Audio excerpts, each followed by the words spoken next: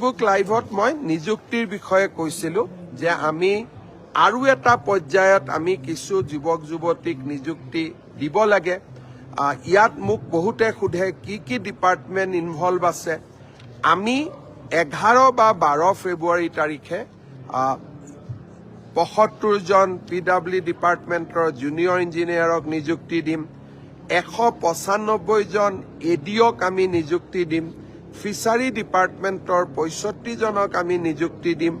Enforcement inspector আমি 25 জনক নিযুক্তি দিম।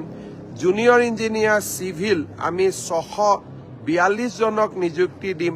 পিপি এডিশনেল পিপি এসিস্টেন্ট পিপি আমি 241 জনক নিযুক্তি দিম। সেৰিকালচাৰ ডেমনষ্ট্ৰেটৰ 125 জনক নিযুক্তি দিম আৰু জুনিয়ৰ ইঞ্জিনিয়াৰ 160 জনক নিযুক্তি দিম। এনেকে 2000 যুৱক যুৱতীক আমি 11 বা 12 ফেব্ৰুৱাৰী তাৰিখে চৰকাৰত আমি নিযুক্তি দিম। 4500 LPME আৰু SRD অৰ্থাৎ স্পেচিয়েল ৰিক্ৰুটমেণ্ট ড্ৰাইভ অফ সৰ্বশিক্ষা অভিযানৰ শিক্ষকসকলৰ বাবে ইয়াৰো আমি ফাইনেল ভেৰিফিকেশ্যন কৰি আছো। আমি চেষ্টা কৰি আছো যাতে ফেব্ৰুৱাৰীৰ ভিতৰতে আমি এই নিযুক্তিৰ প্ৰক্ৰিয়াও আমি সমাপ্ত কৰিব পাৰোঁ। 14 ফেব্ৰুৱাৰী তাৰিখে প্ৰধানমন্ত্ৰী নৰেন্দ্ৰ মোদী ডাঙৰীয়া গুৱাহাটীলৈ আকৌ এবাৰ অহাৰ সম্ভাৱনা আছে। 14 ফেব্ৰুৱাৰী তাৰিখে তেখেত গুৱাহাটীলৈ আহিলে গুৱাহাটী উত্তৰ গুৱাহাটীৰ মাজত সংযোগী ব্ৰহ্মপুত্ৰৰ ওপৰৰ বিশাল দলংখন তেখেতে উদ্বোধন কৰিব। ইণ্ডিয়ান ইনষ্টিটিউট অফ মেনেজমেণ্টৰ যিটো গুৱাহাটীত আমি আৰম্ভ কৰিম তাৰো প্ৰধানমন্ত্ৰী ডাঙৰীয়াই শুভাৰম্ভ কৰিব।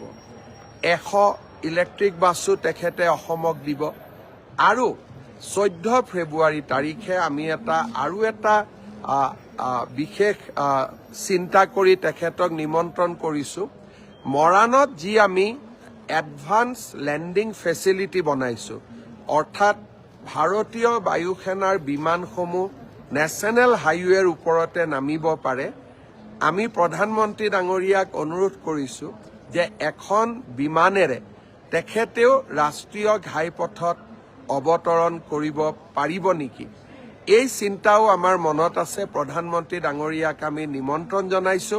মই আশা কৰোঁ যে 14 ফেব্ৰুৱাৰী তাৰিখে অসমৰ ৰাইজে প্ৰধানমন্ত্ৰীৰ পৰা আৰু কেইবাটাও এনেধৰণৰ উপহাৰ লাভ কৰিব।